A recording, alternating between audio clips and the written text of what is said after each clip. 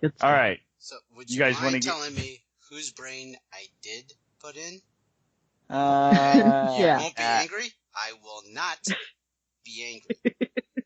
Abby? Abby someone. Abby normal? Abby someone. Abby who? That'd be normal. So what you're telling me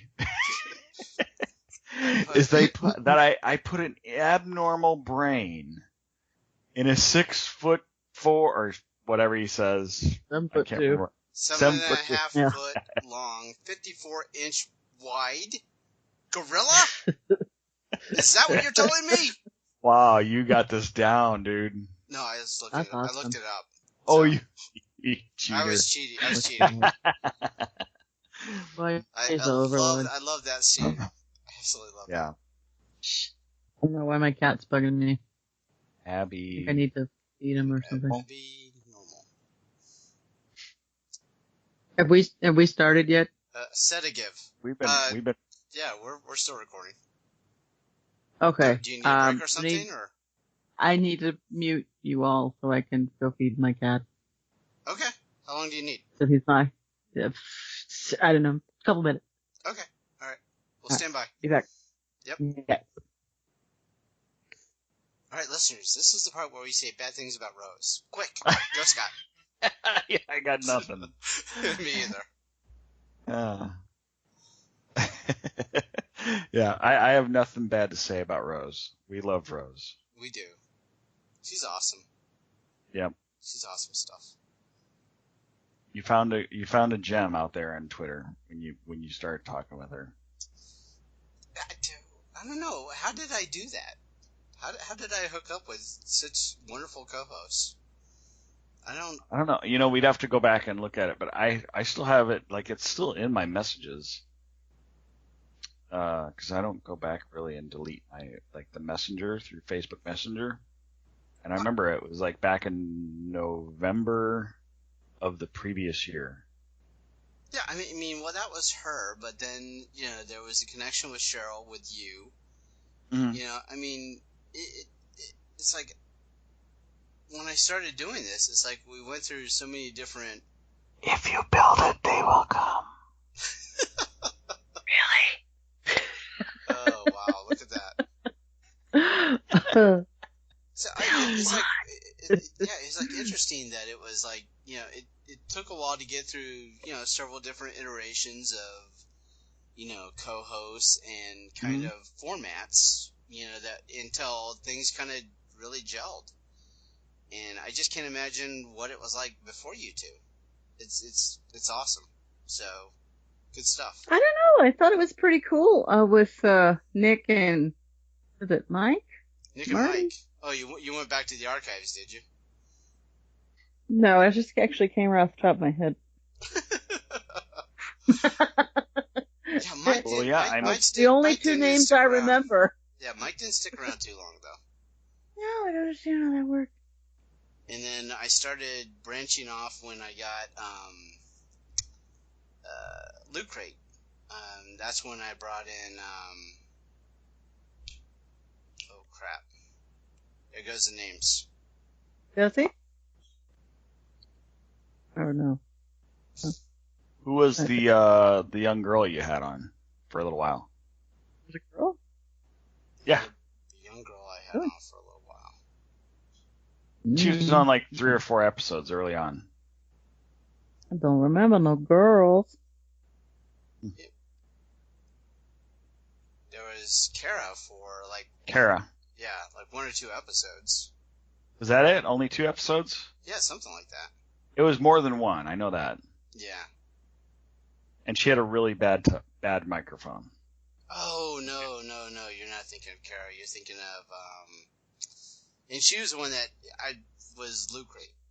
That started with the Loot Crate episode. But yeah, she was on for like 2 episodes. But you're right. She had a very bad microphone. I don't remember the names, though. I'm bad. Sorry. You're bad. You're bad. You know it, Shimon.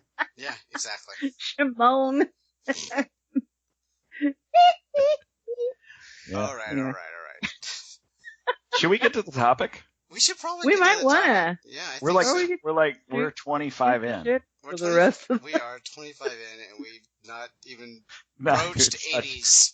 Thank God I made in dinner. fact, Oh we've my down, God, we've so pissed we've right danced around the 80s right now the whole time. Yeah.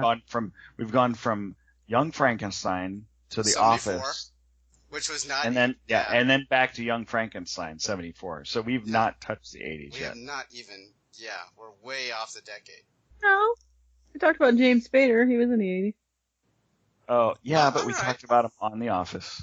Yes, it's true. Well, Bill, he was alive in the 80s. All right. All right, so we're going to do the Who's That 80s Icon. Is that what we're doing? Yeah, and you're picking. I mean, you have the choices, right? I have Dave? the choices. I have 3 choices in front of me.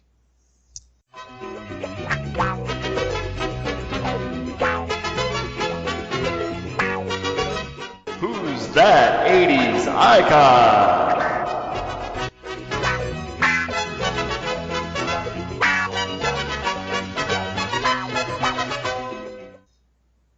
So just to remind everybody kind of the format of how we do this, and also for the benefit of our new listeners, which, maybe there's going to be 1 or 2 of those. Who's that 80s icon? What it is you guys don't know who I have as my 80s icon choices, and I'm going to give those to you. You're going to have a chance to vote on which one we're going to be talking about tonight. So how we do that is I give you the top 3, my 3 choices. You are not allowed to look at IMDb, so it's the honor system. So you have to choose one of these, just using your gray matter. Once we go into the actual episode, then of course you can go into IMDb and use whatever Google resources that you have, the Google Mojo that you use that you do so well. So what I'll do is I'll give my 3 choices. You have a chance to veto one of those if you want to. If you don't veto, Scott votes, Rose votes. If they vote for 2 different people, then I vote to do a tiebreaker, but only one of those 2 choices. So that's our format. What I wanted to let my 2 co-hosts know is that the choices that I have are big names. And these are names that we should have done before now. These are people that are just big, huge, gigantic holes in our 80s icon library that we have not touched on. I'm not buying it. These are. This is the absolute Terrible, Dave. 100% truth. Huge, gigantic holes. Oh my God. They are. And as soon as I give you probably at least 2 of these names, you're going to be thinking to yourself, no, we already did those. But what we did is we talked about people that worked with them, but we didn't actually dedicate an episode to them. I actually looked on Libsyn's today, did a search on 2 of these people just to clarify, because in my mind I thought, I know we've talked about them, but we didn't. So, my choices for you, and actually one of these we did not, so it's kind of obvious, and that's the first one, Tom Hanks. So, the other, and these 3 choices I think are going to be tough for you, so I'm going to really be interested to find out how you guys go with this. So, Tom Hanks. Tom Hanks. Choice number 2, Dan Aykroyd. Choice number 3, Bill Murray. Oh, God. We have not done 80s icon on these people. There is not an episode for Dan Aykroyd or Bill Murray yet. Yeah, I know. Those are on my list, too. Let's see. So, the first question that goes on out my there. List? I had Dan Aykroyd on my list last time. Yeah, okay, all right, good, yeah, right. So, it circles back around. So, first off, are there any of those that you want to veto? Rose? No. Scott? No way. All right. So, now we need the voting. Scott. Oh, Tom Hanks. Tom Hanks. Okay, Rose. That was my pick. Tom Hanks it is. We're doing 80s icon Tom Hanks. Outstanding. Woohoo! Let me bring that gentleman up on Yep. IMDb. Buckle in, people.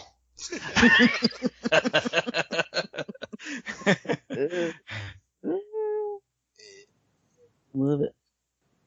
It's kind of interesting. I almost saw you guys going Dan Aykroyd on that one. Actually, I thought Scott was going to go Bill Murray, to be honest with you. Yeah. Alright, so he's got so many acting credits you actually have to do show more to get Whoa. Tom Hanks off his stuff.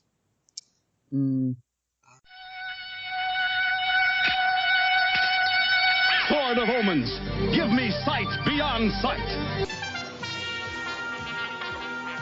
Greetings, Starfighter. You have been recruited by the Star League to defend the frontier against Sur and the Kodan Armada. Get ready. Prepare for blast-off. Hey, Doc, we better back up. We don't have enough road to get up to 88. Roads? Well, we're going, we don't need roads. Remember, no matter where you go, there you are. This is 80's Reboot Overdrive Podcast. We were dancing just like Swayze when Jennifer Grey had a nose. Oh, how I miss the 80s, but I'm too young to really know. Too young to know. Oh my god. That is like so dated. This is 80s Reboot Overdrive, and I am Dave. Online, I have got 80s Auto Reverse Scott Hey, guys. and 80s Music Girl Rose. Hey, everybody. Alright, so tonight we are going to be talking about 80s icon Tom Hanks. And I know you're thinking to yourself, why have these guys not talked about him before? Well, it's because we're losers. So, we've gotten around to it. We're finally going to be talking through the megastar that is Mr. Tom Hanks. So in 1980, he started with He Knows You're Alone. In 1980, he was actually in what everybody had a claim to fame for was The Love Boat. 1980, 1982, Bosom Buddies. 1982, he was in Taxi for, it looked like one episode. 1982, Happy Days. 1982, Maze and Monsters. 1983 through 1984, he was in Family Ties, so he's in multiple episodes of that one. 1984, we saw him in the movie Splash. 1984, The Bachelor Party. 1985, The Man with One Red Shoe. 1985, Volunteers. 1986, The Money Pit. 1986, Nothing in Common. 1986, Every Time We Say Goodbye. 1987, Dragnet. 1988, Big. 1988, Punchline. 89, The Burbs. And 1989, wrapped us up with a decade with Turner and Hooch. The man was so busy. That is just absolutely great credits. A lot of great movies that are in there. It's going to be tough to pick just one of these. Oh, God, yeah. Who wants to start? My gosh. Scott?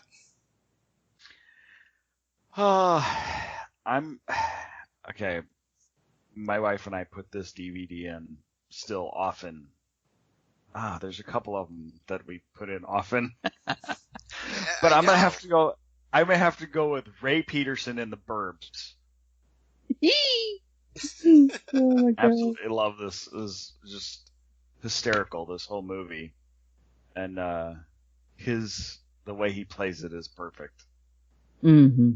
He's, just a suspicious neighbor, and It's just, and the cast of this movie is great too. So he has a lot of very talented people to work with. I mean, Carrie Fisher's in there, and has his wife, and it's just,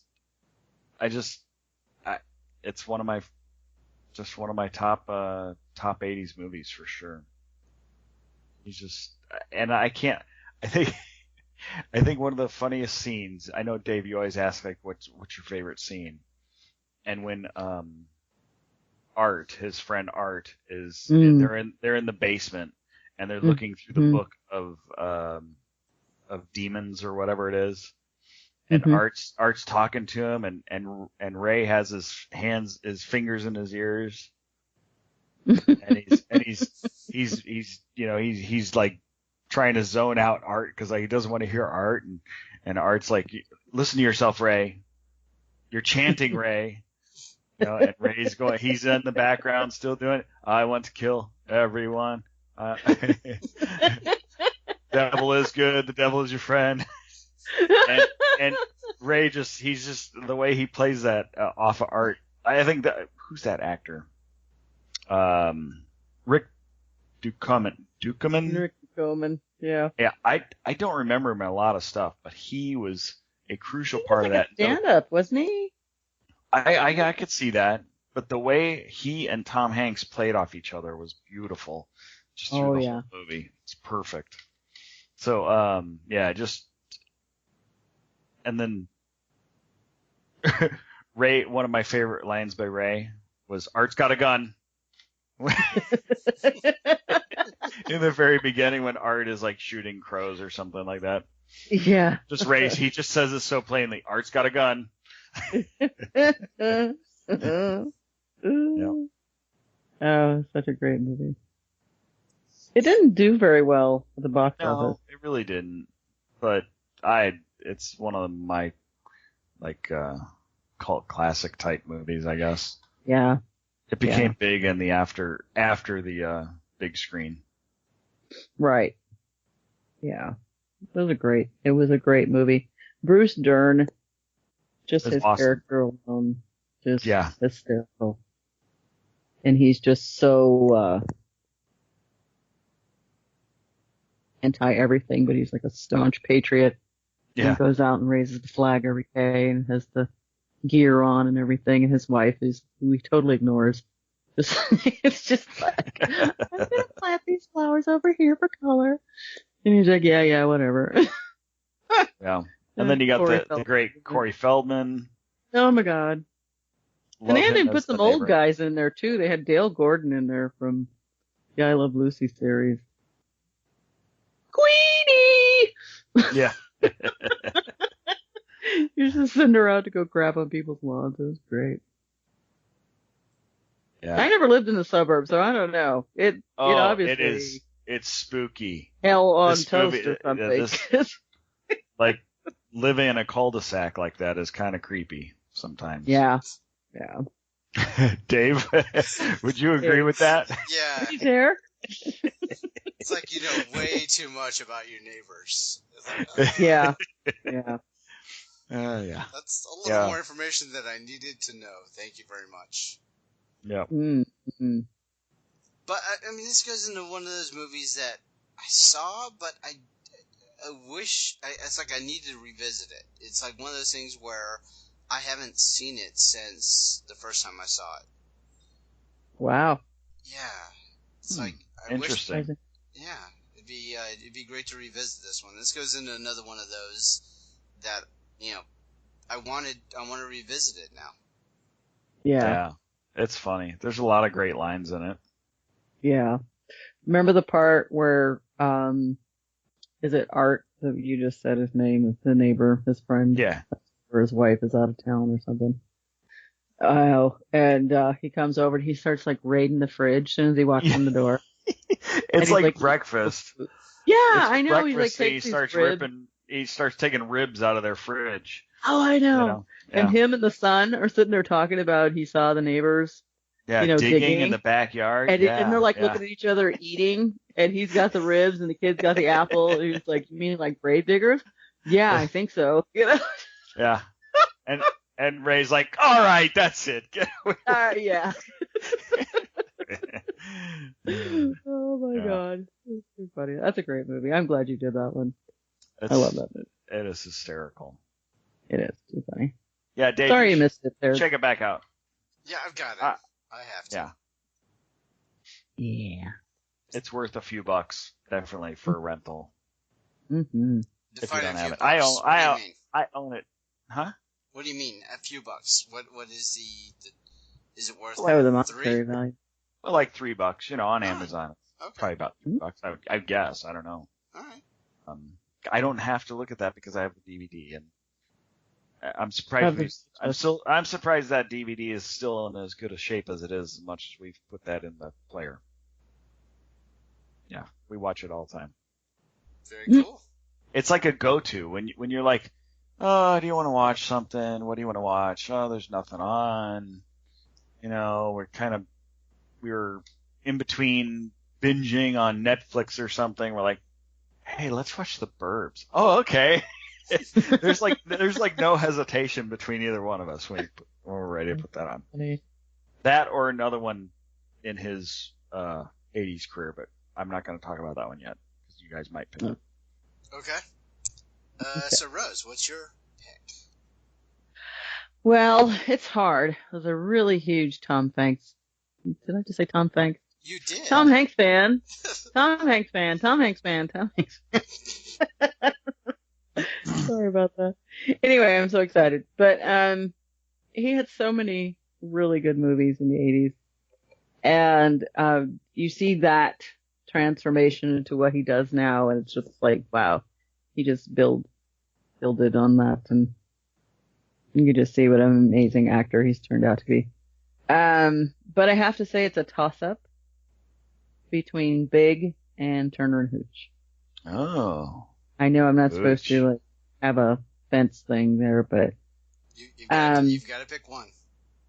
I know. There can be only one. There can be only one. Well, then it'll be Turner and Hooch then. Turner and Hooch, okay. Because it has all the factors of an amazing storyline. You get this guy who's like super OCD about like everything, and he's a detective, and then he goes down and meets this gentleman. Well, he already knows him because he's been on the force forever, and he's leaving. And his dog hears something, and he seems to think there's something going on, and the dog's always barking, and people are complaining about the dog. And then, of course, spoiler alert, the old guy dies, and John McIntyre, I believe. And wasn't he in Bonanza? Not Bonanza. What's that other one? On CBS. Marshall Dillon. Was he in that? Anyway, but I remember the actor because he was in a lot of westerns and stuff, and I think he was in the one with Marshall Dillon. But so then he takes her to the local vet, after they, take the body. And of course, can't anyone deal with this dog because it's only been with the one owner and it's vicious. It's been as ill diet and just you name it. The part where he pours the beer in the dog's dish and crumbles up chocolate chip cookies in it, I thought, and the dog is still living? Yeah. That's like animal abuse times 100. Who does that? That is so crazy. But, it was his dog. He didn't care. As long as the dog wasn't sick, he'd be fine. So just the whole premise of the story, he has to stay now because he's got to solve the murder, and him and Mira Winningham, who's an excellent actress in her own right, get together. And I always thought that was such a cute couple that they made, even though they hated each other at the beginning. But it's just such a great movie, and it is very sad. And I always say this because there's somebody out there who's never seen it. Spoiler alert. When poor Hooch, gets it in the line of duty, even though he's not a dog cop. What? But you kind of get to see, well, he gets shot. What? See it? No, shut I up. did. Such a goof. Don't you pull that on me again. But then at the end, it's I love this movie. It's great. Yeah, it's an awesome movie. I think Reginald Vell Johnson. Yes. Absolutely fantastic character actor. You know, the same character he basically played in Die Hard was, you know, set in the scene of Turner and Hooch. I think he was just absolutely fantastic as the, you know, let's not, you know, get so crazy about this whole OCD thing where you need to be like, you know, everything clean, you know, just this everyday man. I loved his character, but, you know, so many great scenes with Turner trying to deal with Hooch as far as like this messy thing in his world. Yeah. And trying to control it, you know, and you know, it's like that one scene where like sitting in the car and they're in a stakeout, and all of a sudden he's like, Hooch like shakes his head and he's got all the slobber all over the place, and he's like, "Does that help?" Yeah. It kind of wakes him up. It was like funny. Yeah, and the part where he's drooling, he's like, I mean to talk to you about this, but you have this drooling problem. And he like holds his hand underneath the slobber, and it's just like, oh my god. This you know, is not your like room? He swallowed a shoe and the laces are hanging out. Yeah. So many great Tom Hanks moments in this movie. Definitely. Just the bath alone, that was enough to get it was a thrill. I mean, it's like, woo! Black bikinis. Yeah.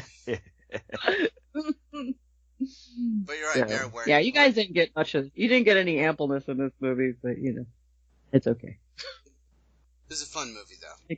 And you're right, Mary Winningham was great opposite Tom Hanks. Definitely. Yeah. Love her. Just love her in anything.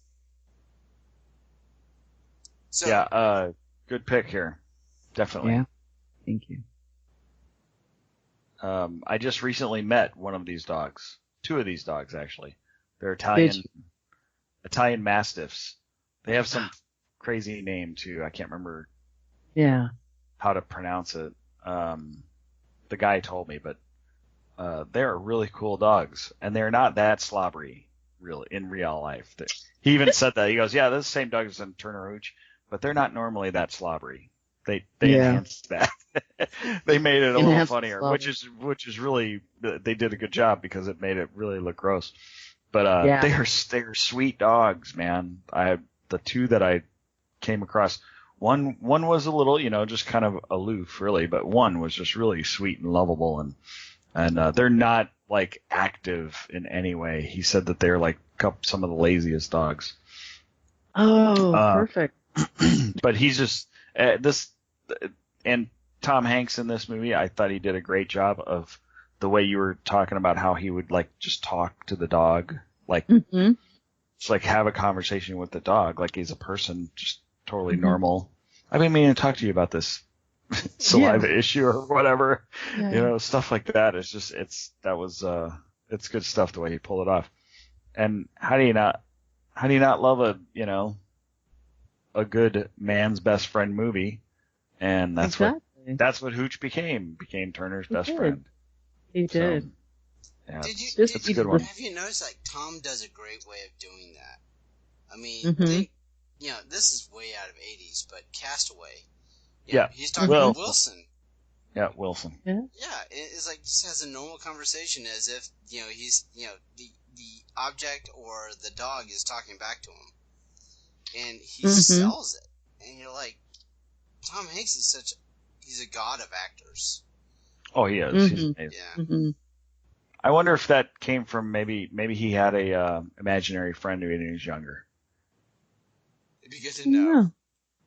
You know? Yeah. Because that would be a great training for what he, you know, what talking to things that don't talk back. Right. Exactly.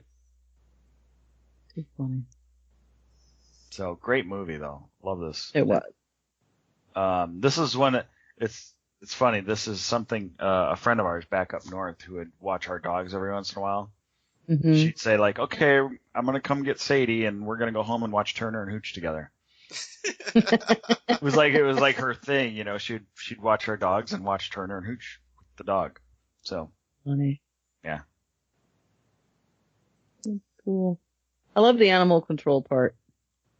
Where they come out and, they're going to take him with he's like, is that all you've got? Yeah. I've had an instance like that before where I had a dog. Oddly enough, it wasn't in the 80s, it was in the 90s, but that's okay. But there was a dog that we adopted that once the owner left turned on us, and we had to keep it outside because it wouldn't go in the house and it wouldn't let anyone near it, and we couldn't feed it or give it any water because it would try to bite us. So I called animal control, and this was actually before I saw this movie. So when I saw this part in the movie, I howled. I thought, yeah, really, a dog is going to eat you alive. And so the guy gets out of his truck in the real life story, and he walks in the backyard. Dog back here? I'm like, yeah. I said, tell me you've got something else besides that. He's like, lady, I do this for a living. And I'm like, okay. He's pretty vicious. He's like, yeah, I know. And he goes back there, and I hear this bark, bark, snap. Ow, you SOB. And he comes back, and he's like, wow, you weren't kidding. That dog almost took my arm off. And I'm like, I did try to tell you. And he's like, yeah, I think I'm going to have to call for backup. Wow. And he did. He had to call for backup. He had to end up putting a hood over his head, and they took him away. So, yeah. So when I saw that part with Hooch, I went, yeah, right. That's not going to end well. But yeah. That's great that you had like a real life moment to like relate to that. Yeah. Yeah. So I think that's probably why I watched it so much, because, not that I could relate to the viciousness of Hooch, but it was just, you wanted to see both of them do better. Right. You wanted them to get along, and you wanted them to eventually accept each other's differences and peculiarities. I mean, the scene alone where he goes to get dog food, and he's standing there, and he's getting all this dog food is big.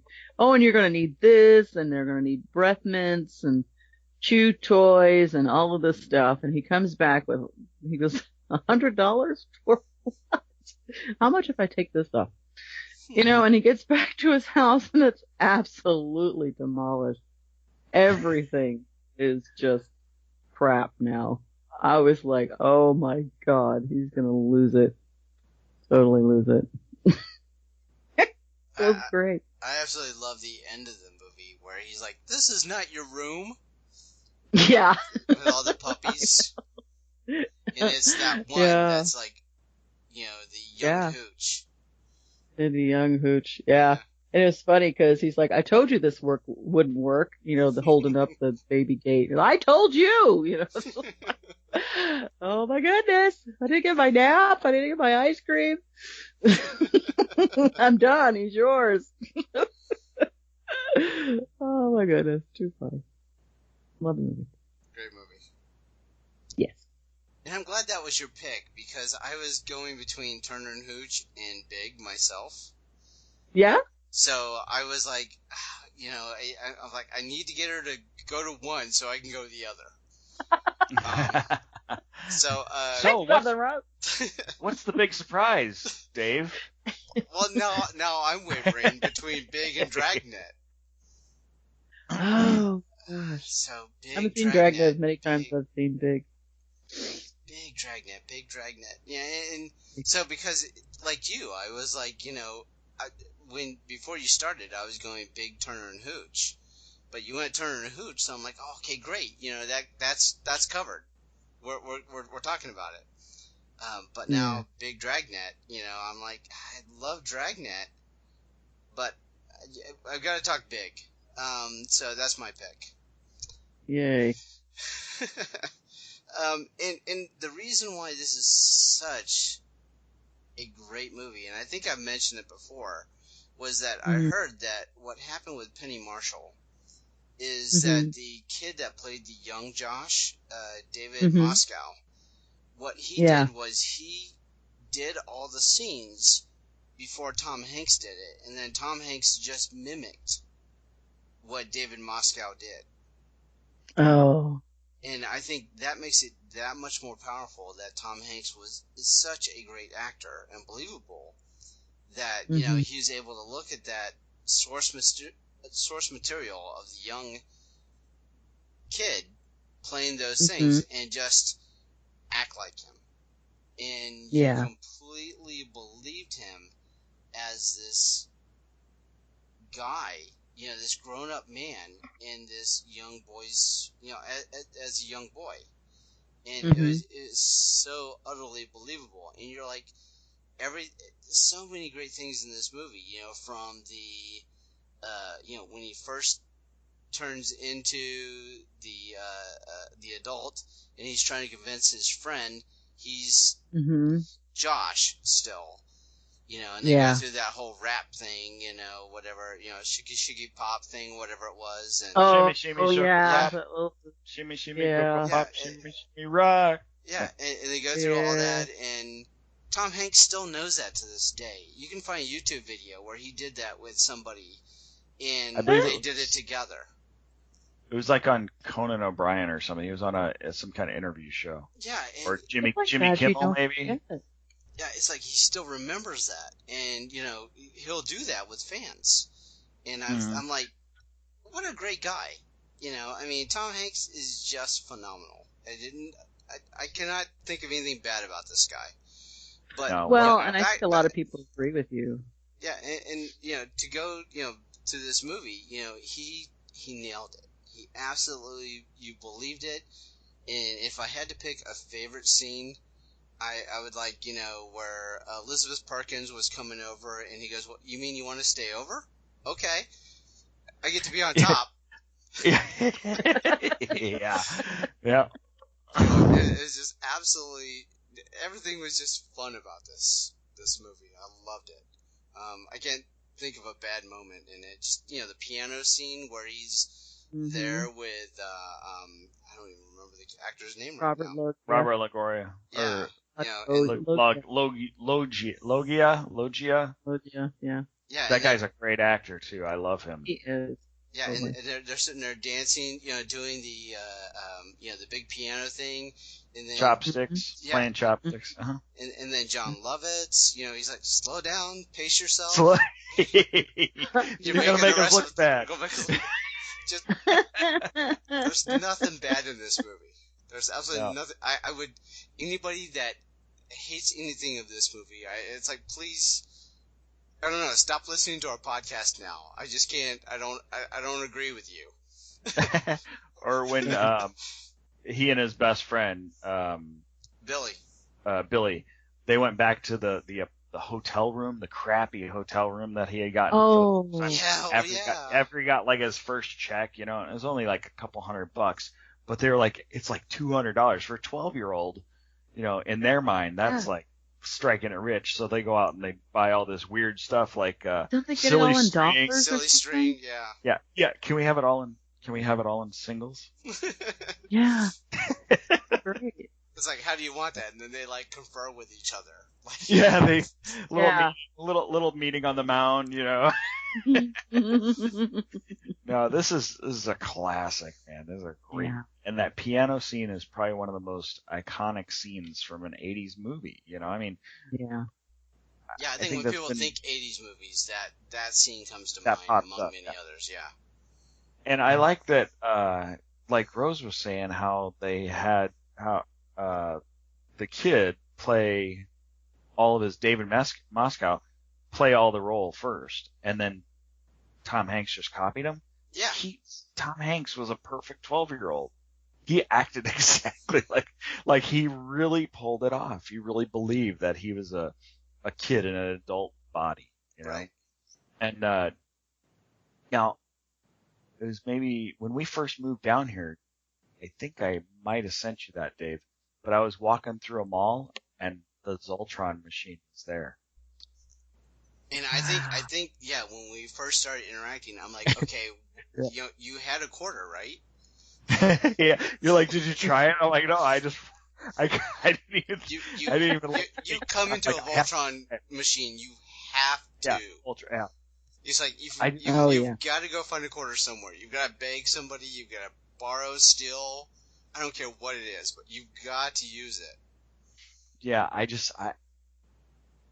don't know why I didn't. Yeah. But I did. I wonder if I still have that picture too. They took a picture of it and sent it to you guys. You did? I don't remember who it was. It was you and might have been early on, maybe Matt, Nick, or somebody. And yeah, walking through the mall, and there it is. I'm like, I can't believe like they actually have one. It was real. Yeah.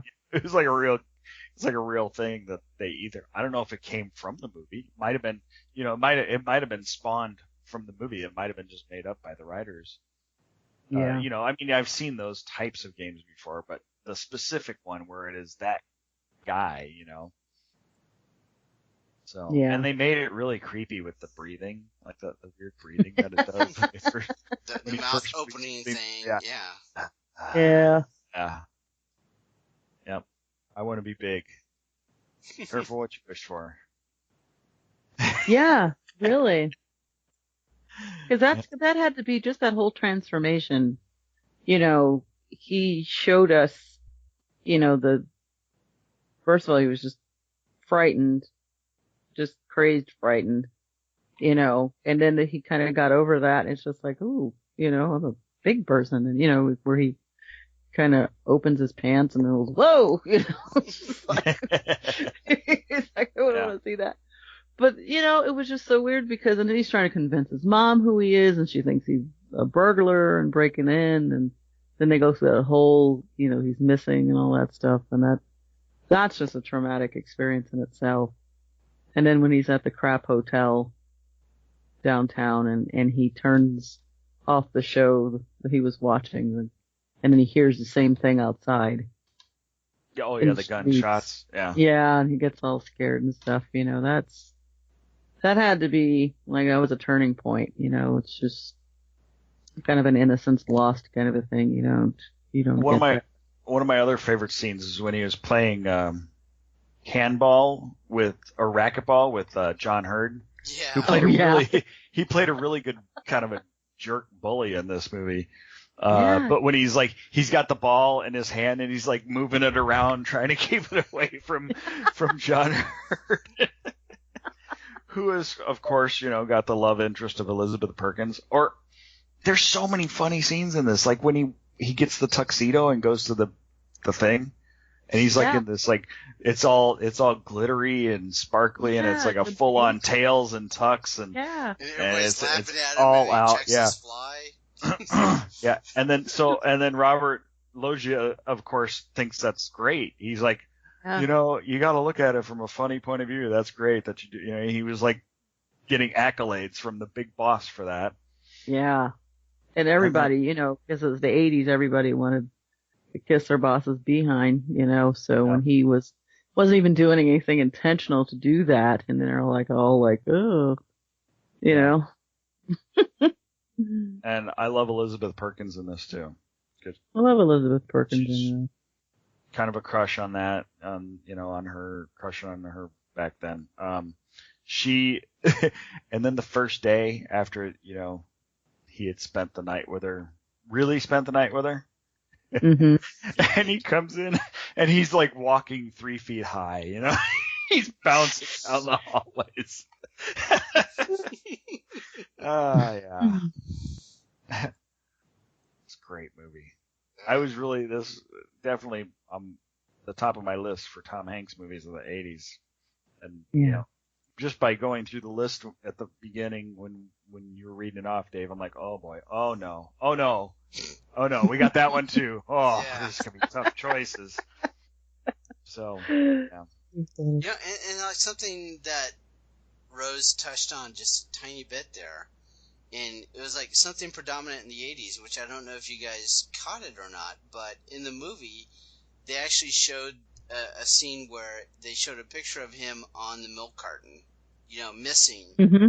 Mm-hmm. And it's I totally remember that from the 80s, where you had that, from the missing kids, that they would put them on the milk cartons. Yeah, I haven't seen that in a couple of decades. Right. Yeah, I know. So that's where it all started. Yeah, but, then, a lot of what you were talking about where he was, like, in the hotel room and afraid, and you could see a 12-year-old being that way. Oh, yeah. Totally. Yeah, and he sold it. He sold it on so many levels where you're like, yeah, he's a 12-year-old boy in that man's body. And that's something that I've admired about Tom Hanks throughout the years, is that the guy, it's like you forget, if an actor can do this, where it's like you forget it's that actor, and they're transformed into that role, and you kind of forget the fact that they're, in this case, Tom Hanks. Every role that I've seen Tom Hanks in, he does that. Right, you fall in love with the character, which means that the actor has successfully done what he's supposed to be doing. Right. It's like, it's not Tom Hanks anymore. That's Forrest Gump.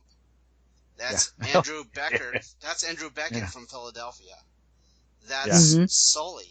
And, if you want to talk about a recent movie, that's Jimmy Dugan from A League of Their Own. That's not Tom Hanks anymore. And Big. And it's not. Yeah. In Big, he sold that in so many levels. Yeah. And this was early in his career. Yeah, and, from his early work from Bosom Buddies, you wouldn't have guessed. I mean, he was funny, but you would not have guessed that he would excel to the point that he did, that he has over the years. Right. Yeah. It's incredible what he's accomplished. Really incredible. Definitely.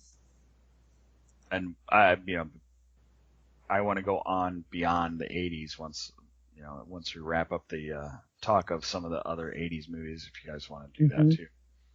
Yeah. There's still a couple more. I mean, you got, like you were saying, Dragnet. I remember seeing like I was with Dragnet the way you were with the Burbs.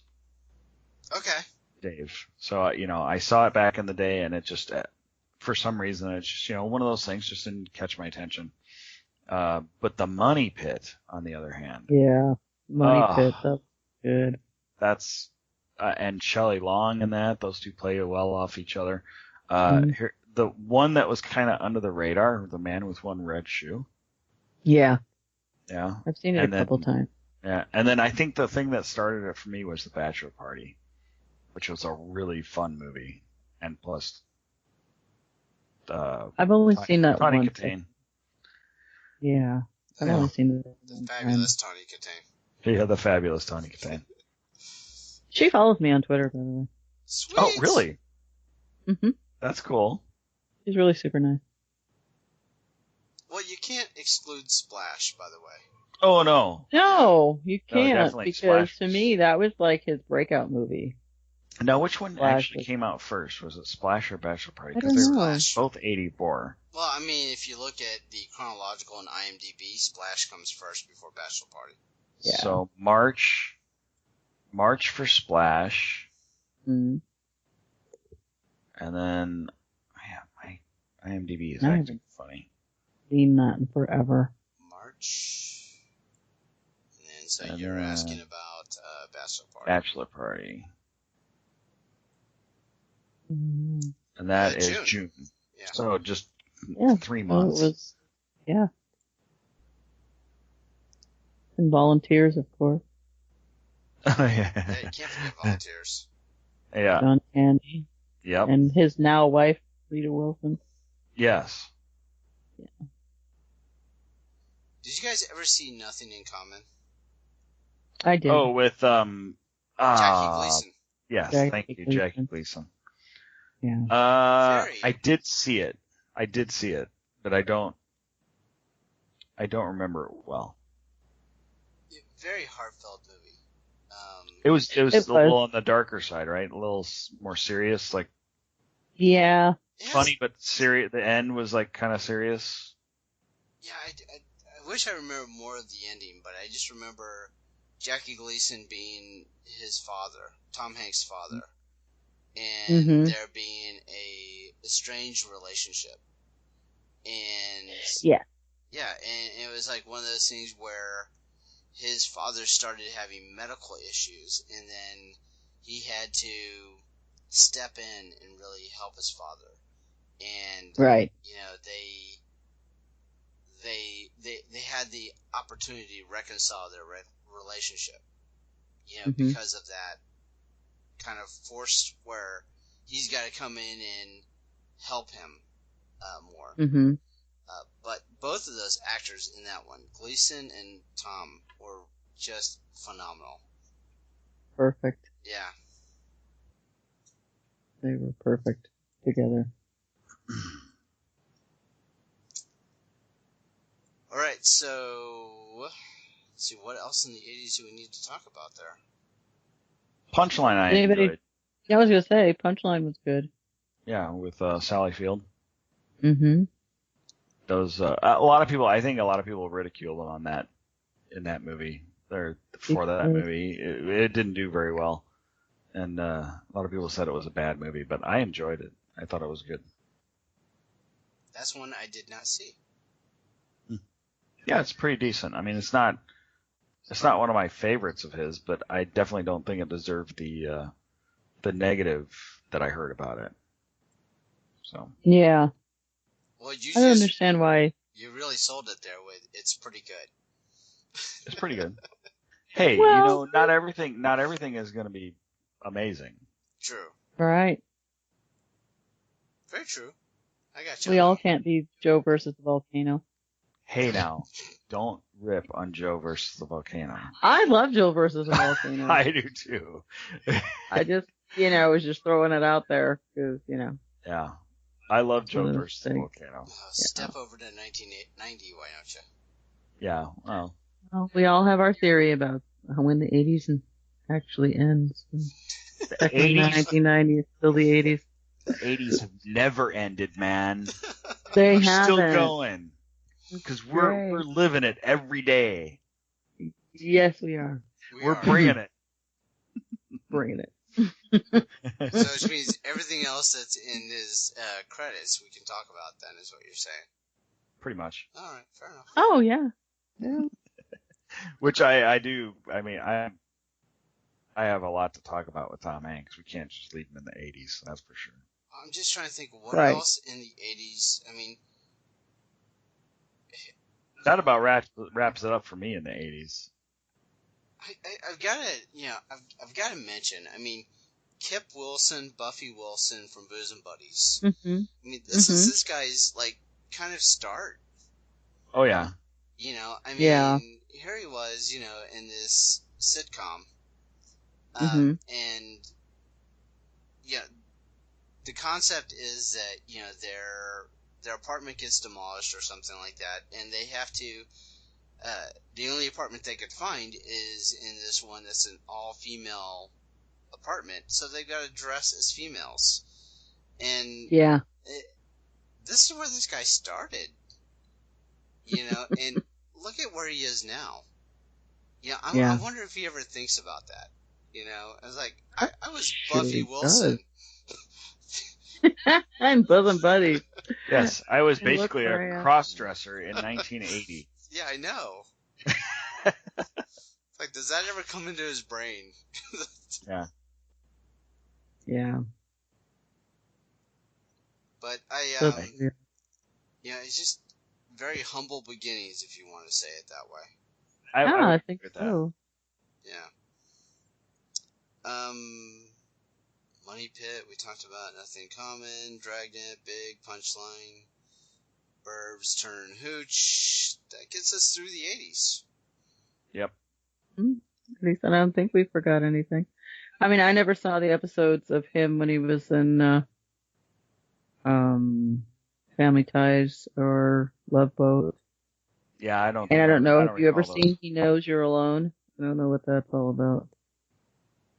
I've never even heard of it. It's 1980. Bang on 1980. So. Did you see his character name in Love Boat? Rick Martin. Ricky Martin. Yeah, exactly. That's what I was thinking of. Living La Vida Loca, baby. How old would he have been? was that? He was born in 56. So 19. Was he? Yeah. Holy crap. He's older than me. That's awesome. I love it. Finally. All right, so we've gotten past the 80s talk. Now, where... We must go beyond. We must go beyond. This is going to last a while, though. I mean... I hope for the next 15 minutes and then we're done. I got lamb chops calling me. Okay. Ooh, nice dinner. Thank you. Let's see. Well, I mean, kind of what I talked about before, where he's completely believable in everything that he does. And there's so many of these great movies. I mean, every movie that he's touched, I'm a fan of.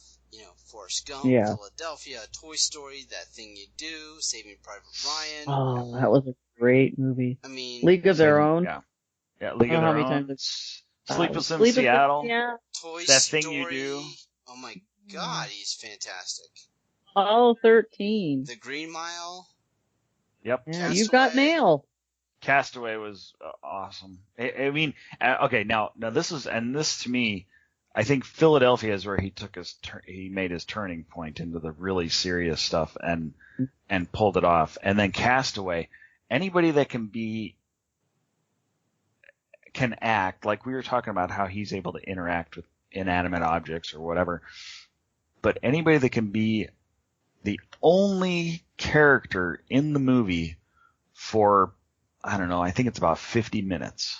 Mm-hmm. Yeah. Where there's nobody else in the movie. It's 50 minutes of just Tom Hanks, and you're completely enthralled. Exactly. Yeah. Yeah. I mean, and okay. And then after Castaway, he wasn't in Band of Brothers, but he produced and wrote it, or not wrote it, but he produced it and was part of. Actually, he was in it. Yeah. I didn't know I didn't see. I never caught him in it. They must have did a good job of not showing him for very long. But Band of Brothers is probably one of the best miniseries I've ever witnessed on especially on World War II, being something like that. Because it was true stories, of course. Mm-hmm.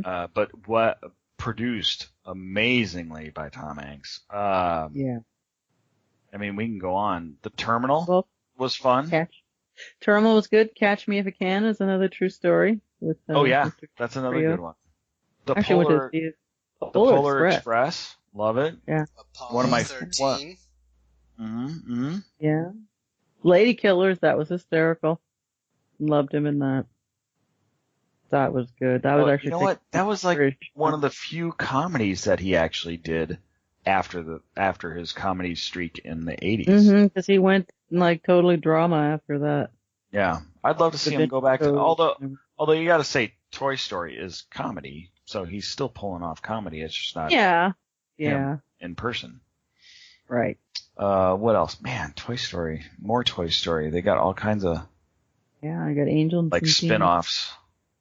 Yeah, and Toy Story, in Toy Story you don't even see him, and you hear him. You just hear him, but it's so believable. And the Polar Express, same thing. Mm-hmm. And you don't even get to like see his actual facial interactions. Mm-hmm. But you're like, oh my God, this is just absolutely fantastic, and I can't imagine another Woody. I don't want another Woody. I mean, he's awesome. Absolutely. Definitely. Yeah. Mm-hmm. The Green Mile. Loved him in The Green Mile. Oh, he was amazing in that. Yeah. I just recently saw that for the first time, a couple years ago. I had never seen it before, and I knew the premise of the movie, and I didn't want to watch it. And my son had it, and he kind of did we're watching this movie, and it's like, I decided that we can watch this one instead because I can't find the other one. He's just like, no, you can find it. You just want me to watch this movie. So he pulled a fast one on me and watched it. He'd seen it, I don't know how many times, a gazillion times probably. But yeah, so that was very poignant. Yeah, that was definitely a good one to pull that on for you. Yeah. I think it was after Michael Duncan passed. That's when we watched it.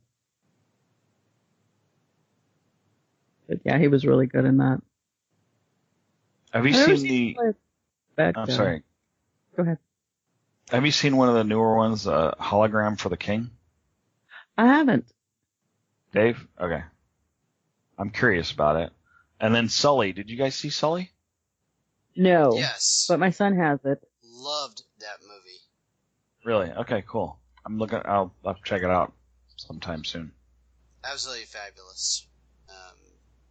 Yeah, I don't want to ruin it, but yeah, it's a great movie. Cool.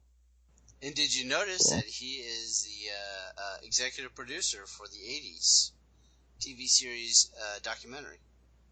Yes, I did, actually. Wow. Notice that. Another great series that he did, which I just wrapped up, like, last week. I just finished watching it. Oh, and that's the one that's on Netflix. I haven't started watching it yet. Oh, it's really good. You'll like it. It's interesting. Especially when you get to if you could probably skip to the MTV one and watch that one first. Because that one's the best of the what is it, 6 episodes or 8 episodes? Do you know, Dave? Do you remember? It says 7. 7 episodes? Okay. The MTV one is really interesting. That's cool. Yeah, that one's fun. A lot of fun. Yeah, I mean, it's total flashbacks the whole time. It's good stuff. Actually, it shows him as executive producer for the 70s, the 80s. Yeah. What about not the 60s though? 60s, yeah. Yeah, all 3 of them. Yeah, all 3 of them. All 3 series, yeah. Yeah. I watched a few episodes of each of the 60s and the 70s, and they're all really well done. You know, it's all that documentary of what was going on in those times, and they're just really fascinating. I've become a big history fan, so. Yeah, it's kind of hard not to. Yeah. Toy Story I like watching those things. Production? What? Really? What? No. Yeah. Mm-hmm. I really thought they wrapped that up really well. Why can't they just let that end? Because I don't know. Disney. No, that's all right. Good point. Because do you think Star Wars is ever gonna die now? No. Cars 3? No. Can you say Cars 3? Now that they've taken over? No, it's gonna go on and on and on. They're gonna have one every year. All right. Some kind of Star Wars. So anyway. I feel Tom Hanks' conversation is going to end or just go forever and ever. So I'm cutting it off. Good idea. Final thoughts. Let's go, Rose. What's your final thoughts on Mr. Tom Hanks in the 80s? Tom Hanks, it was amazing to watch your beginning and to see what you've become. I don't consider you a character actor, but you kind of are. You become that character. There must be a methodology to your acting approach. And to be able to be a 12-year-old boy or a man lost at sea talking to a volleyball or a World War II soldier that's trying to get his men, and trying to go back and save, men that have been lost. It's amazing. His stretch is just phenomenal. And I've enjoyed everything that he's done. There's a few things I haven't seen, but, I'll get around to it. But thank you for your talent, Mr. Hanks. All right, so Scott.